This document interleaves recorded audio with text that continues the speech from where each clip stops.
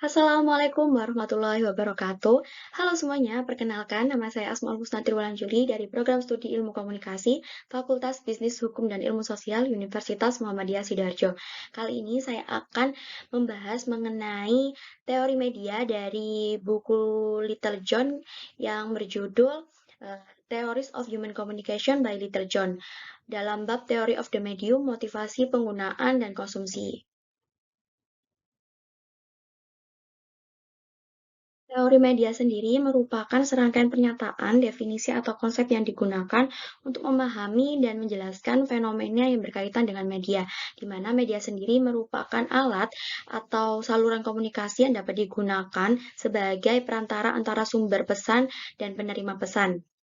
Teori-teori media membahas bagaimana media berpengaruh dalam menyebarkan informasi, baik secara langsung maupun tidak langsung.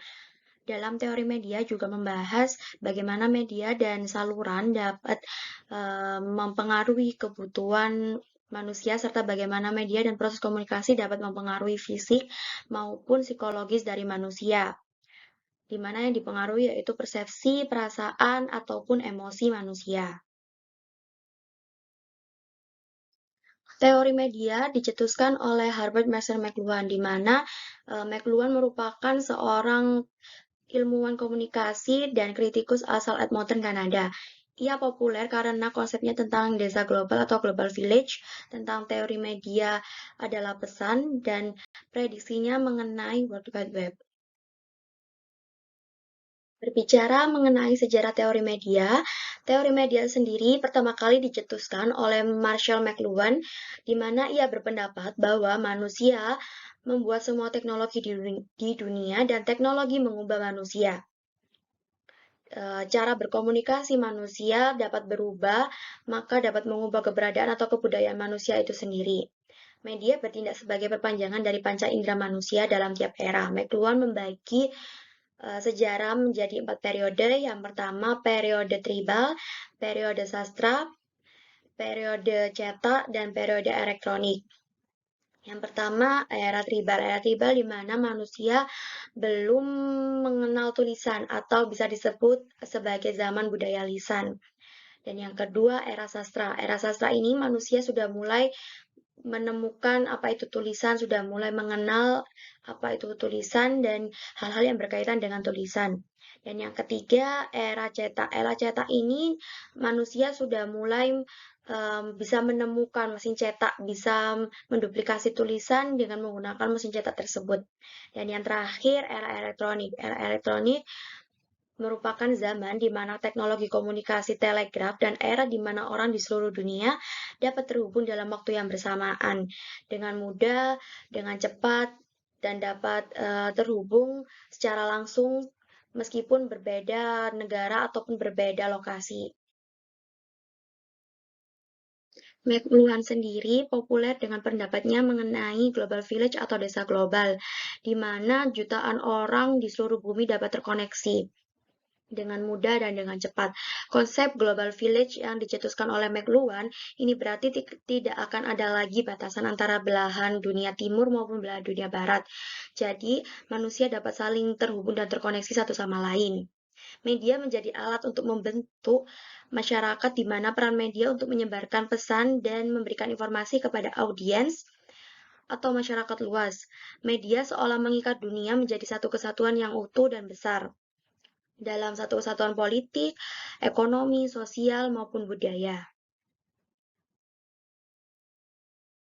Nah, pada kesempatan kali ini saya akan menjelaskan mengenai motivasi penggunaan dan konsumsi dalam teori media dari Theory of Human Communication by Little John. Ada 6 teori dan 1 kesimpulan yang akan dibahas pada kesempatan kali ini. Yang pertama, teori transportasi, yang kedua, teori spiral keheningan, yang ketiga, studi media aksi sosial, yang keempat, teori penggunaan dan gratifikasi, yang kelima, teori penggunaan media dan saluran, teori komplementasi saluran, dan yang terakhir, mengenai aktivasi motivasi dinamis. Untuk yang pertama, mengenai teori transportasi. Teori transportasi dipopulerkan oleh Melanie Green dan Timothy Brock. Teori ini pertama kali menjelaskan apa yang terjadi ketika manusia itu tersesat di dunia naratif, di mana dunia naratif sendiri dapat diartikan sebagai dari dunia asli ke dunia cerita. Mereka, para manusia akan lupa waktu dan sangat terlibat dalam cerita hingga dapat membayangkan diri mereka berada di dalam situasi maupun kondisi dalam cerita yang mereka baca, atau mereka lihat, atau mereka dengarkan. Dalam teori ini juga menjelaskan bahwa seseorang akan mengalami emosi yang kuat, baik itu emosi positif ataupun emosi negatif, dan akan gagal mengingat peristiwa di sekitar mereka jika mereka masuk ke dalam teori transportasi ini. Teori transportasi hanya terjadi sebagai respon terhadap cerita, dan ini bisa berupa fakta atau fiksi. Seseorang dapat mengalami teori ini ketika mereka membaca, menonton, atau mendengarkan berbagai jenis media.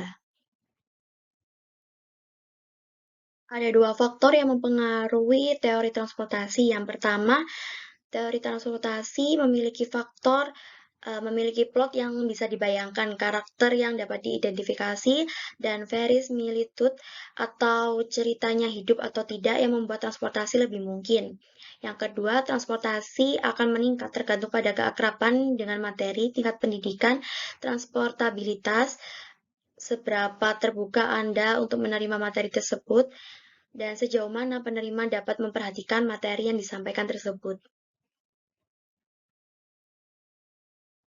Pokok pikiran teori transportasi seperti yang sudah dijelaskan sebelumnya, jadi teori transportasi menjelaskan mengenai suatu respon seseorang terhadap suatu cerita yang dialami, dilihat, didengar, atau bahkan dibaca sehingga seseorang tersebut memposisikan dirinya berada dalam cerita tersebut. Ada banyak fenomena yang terjadi dalam masyarakat, seperti di Indonesia yang baru-barusan ini booming, kasus penganiayaan David oleh Mario. Para penonton yang melihat video penganiayaan tersebut pasti bakalan merasa marah, merasa geram, merasa sedih, dan mereka menuntut agar Mario dihukum sangat berat. Karena para penonton ini memposisikan dirinya sebagai korban, yang dimana korban tersebut ini sudah tidak berdaya, tapi malah dipukuli hingga babak belur.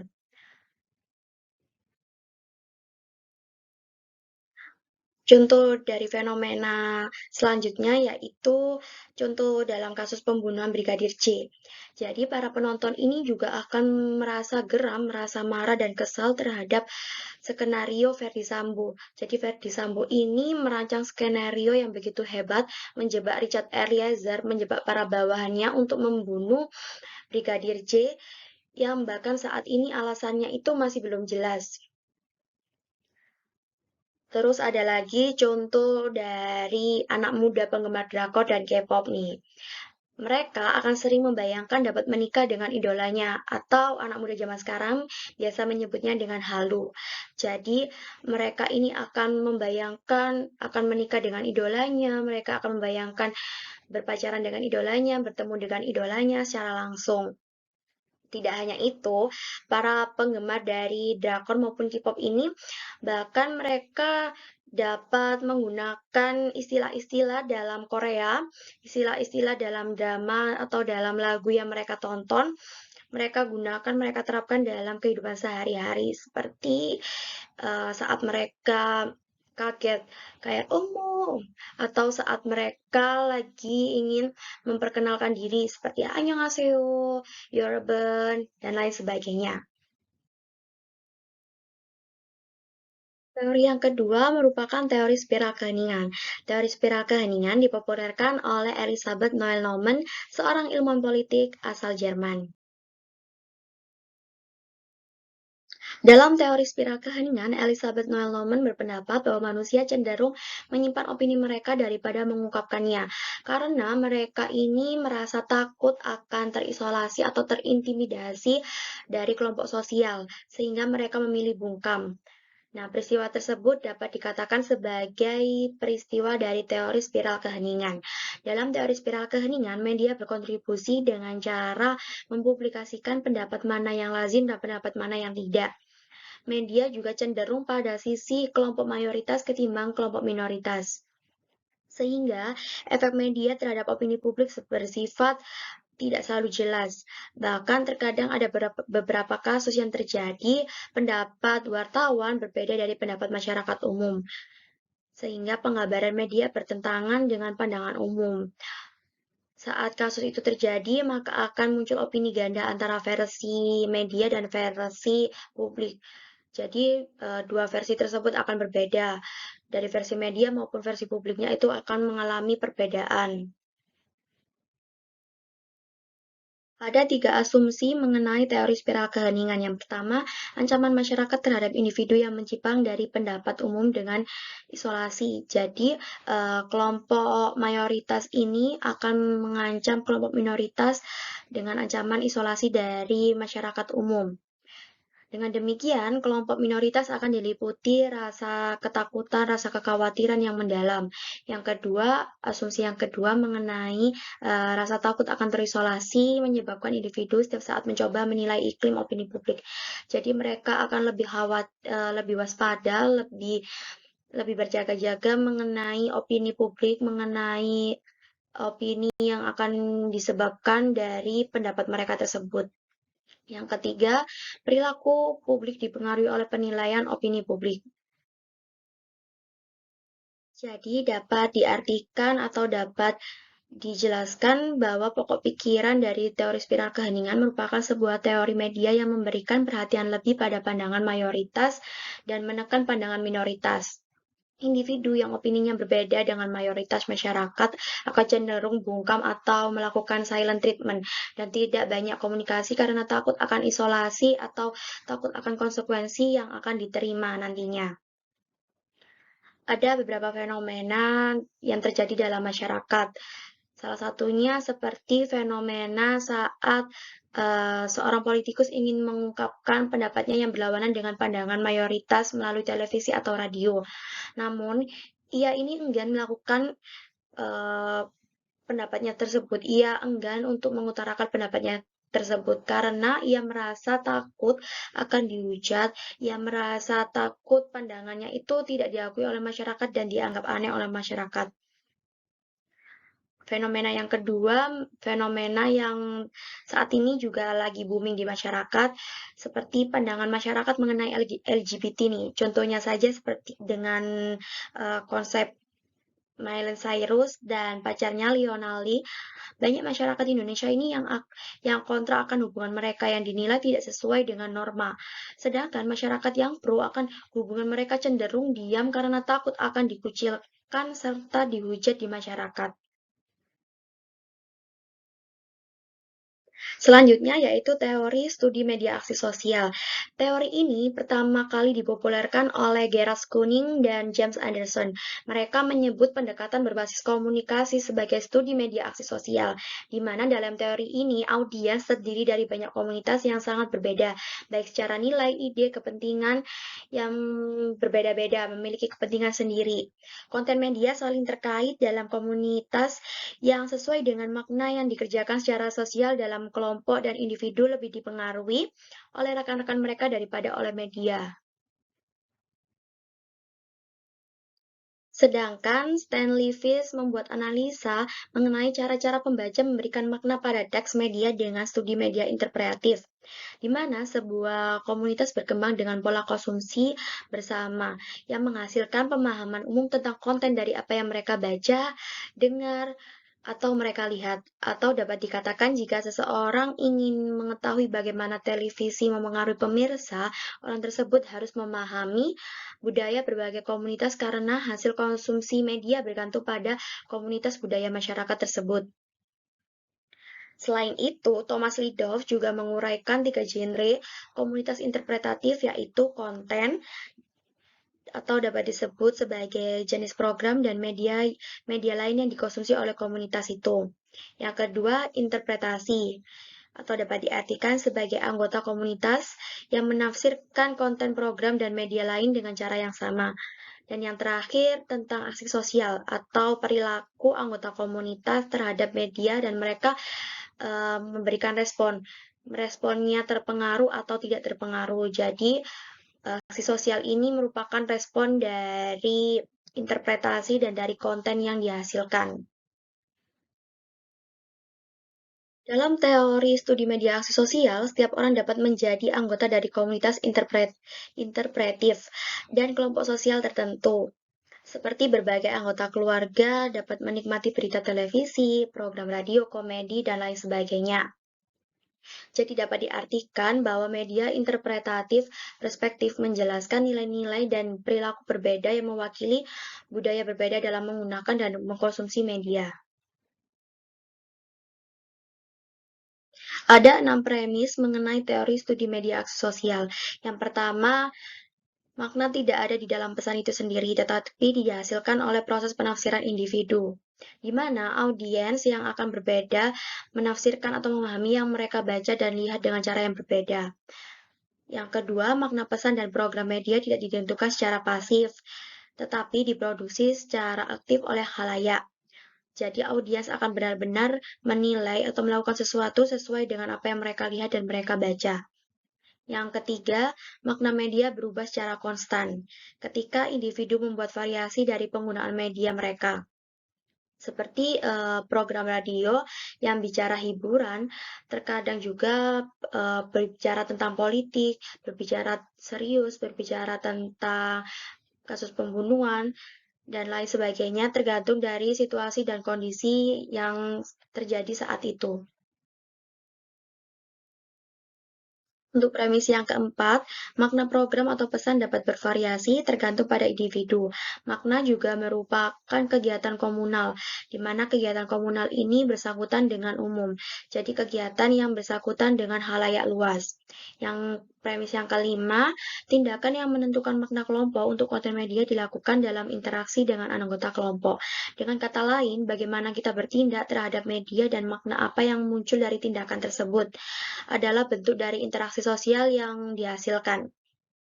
Dan yang terakhir, premis yang terakhir yaitu menyatakan bahwa peneliti bergabung dengan komunitas yang mereka pelajari meski hanya sementara. Mereka memiliki kewajiban dan bertanggung jawab berbagi dan terbuka mengenai apa yang mereka dapat dan mereka pelajari. Atau dapat diartikan bahwa cara mendekati media adalah dengan menganggap audiens sebagai komunitas yang memiliki makna tersendiri mengenai media tersebut. Sehingga pokok pikiran teori studi media aksi sosial dapat menjelaskan mengenai konten media diartikan dalam suatu komunitas di mana para anggota komunitas itu lebih dipengaruhi oleh rekan-rekan mereka ketimbang oleh media. Dalam fenomena dalam masyarakat ini dapat kita berikan contoh seperti pada kasus pembunuhan Sumanto. Nah, para audiens ini yang melihat acara televisi tersebut akan sangat antusias dengan program TV tersebut yang membahas tentang Sumanto.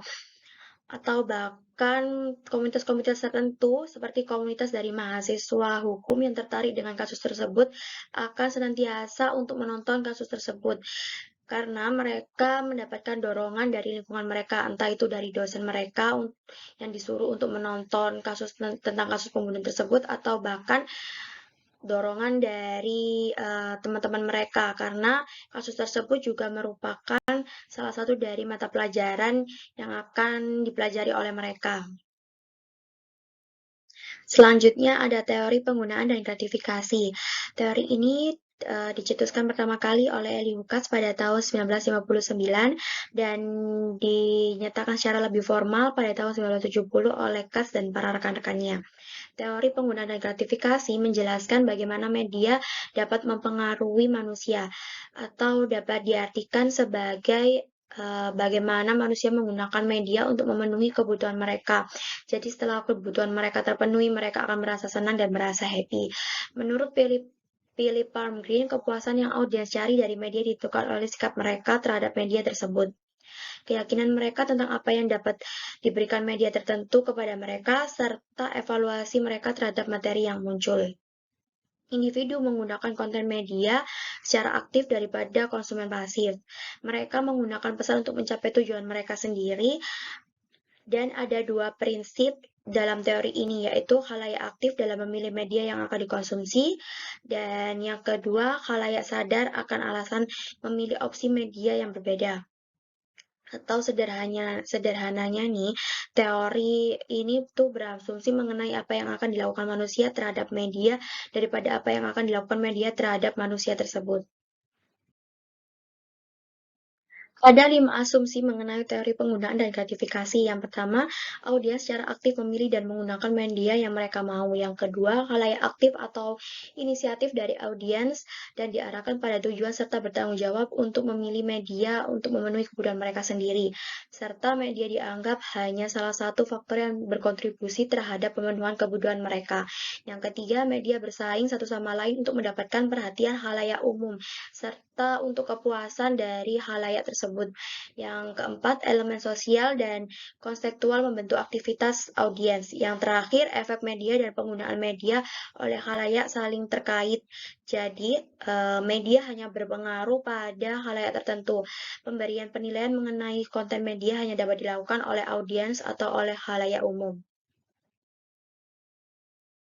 Jadi ini dapat disebutkan bahwa pokok pikiran dari teori penggunaan dan gratifikasi menjelaskan bagaimana media sanggup memenuhi kebutuhan pribadi dan sosial khalayak aktif pengguna media, di mana khalayak umum atau audiens menjadi secara aktif mengendalikan konsumsi media mereka sendiri. Contoh dalam masyarakat, salah satunya seperti orang yang menonton berita atau tayangan informatif untuk memenuhi kebutuhannya akan informasi seperti on the spot dan mata najwa. Ya, atau selanjutnya seperti seseorang yang sedang membutuhkan hiburan, maka mereka akan menonton OVJ, menonton Facebooker, dan lain sebagainya. Atau fenomena yang terakhir nih, dalam penggunaan media sosial. Jadi, seseorang menggunakan ponsel yang terhubung dengan internet untuk berkomunikasi dengan sesama manusia, mencari hiburan atau mencari informasi dengan media sosial yang mereka miliki. Teori selanjutnya yaitu channel complementary theory yang dipopulerkan oleh Mohan Jedutta, seorang profesor komunikasi dan direktur Center of Culture Center Approach to Research Evaluation Care. Dalam teori ini, beberapa ahli memprediksi bahwa media baru akan menggantikan media lama, seperti pengenalan televisi mengurangi penggunaan radio, pengenalan media sosial mengurangi bentuk media lain, misalnya email ataupun telepon. Namun, Mohanduta berpendapat bahwa saluran komunikasi tidak mudah diganti, sehingga dia mengembangkan teori komplementari saluran atau channel komplementari teori yang menggambarkan bagaimana saluran baru digunakan bersamaan dengan saluran lama.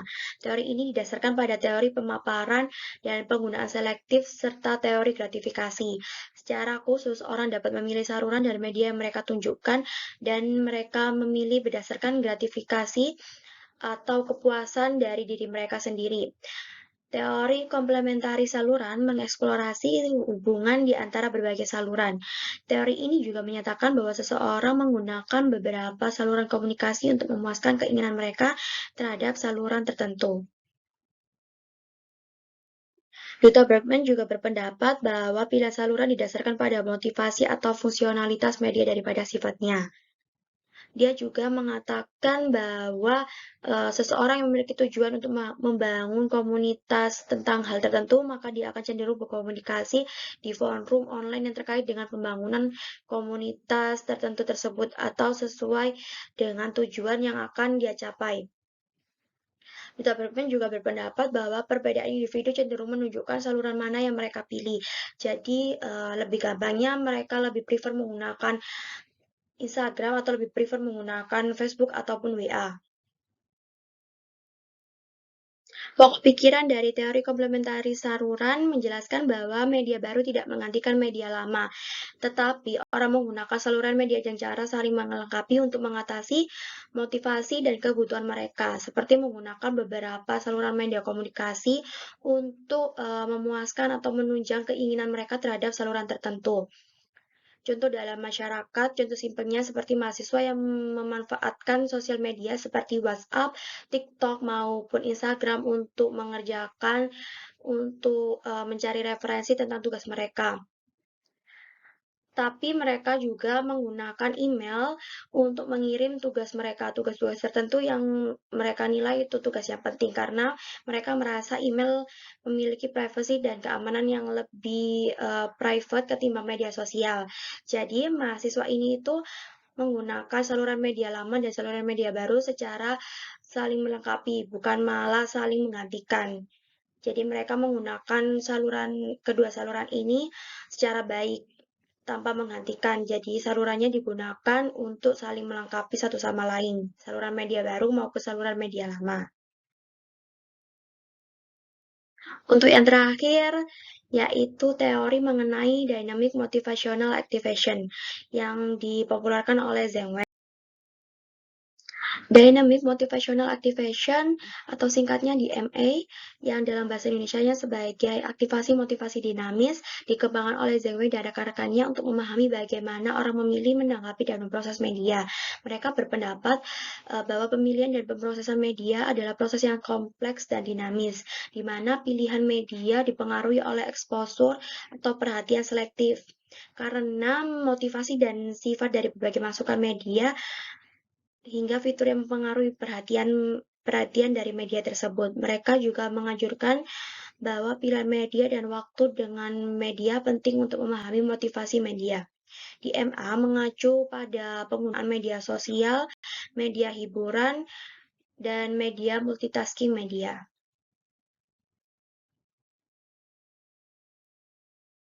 Dalam aktivasi motivasi dinamis, berpendapat bahwa ada hubungan timbal balik antara pilihan media dan pemrosesan media termotivasi, sehingga ada beberapa asumsi diantaranya, yaitu yang pertama, konten media terus berubah dan memotivasi sistem pemrosesan informasi penggunaan media. Atau dapat lebih gampangnya bagaimana kita berpikir dan memahami tentang suatu konten atau konsep dari media tersebut. Yang kedua, sistem pemrosesan informasi penggunaan beradaptasi dengan input dan menghasilkan respon afektif, perilaku, dan kognitif. Yang ketiga, tanggapan ditentukan oleh media yang digunakan saat ini, serta oleh pengalaman dan tanggapan sebelumnya. Pikiran dari Dynamic Motivational Activation memberikan wawasan tentang kompleksitas mengapa orang memilih media yang mereka pilih dan berapa banyak waktu yang mereka habiskan untuk itu. Dalam DMA juga berpendapat bahwa ada proses dinamis untuk mengevaluasi motivasi, pengalaman, atau penggunaan saluran sebelumnya, dan tanggapan terhadap pemrosesan informasi dalam media yang menjelaskan mengapa orang memilih satu atau lebih media atau saluran tertentu. Atau contoh gampangnya dalam masyarakat seperti para Darkholz lover yang lebih memiliki motivasi atau lebih meluangkan banyak waktunya menggunakan Telegram sebagai media untuk menonton drama Korea favoritnya. Sebaliknya, para K-popers akan lebih sering menggunakan YouTube ataupun VLive untuk menonton idola mereka atau untuk streaming MV mereka.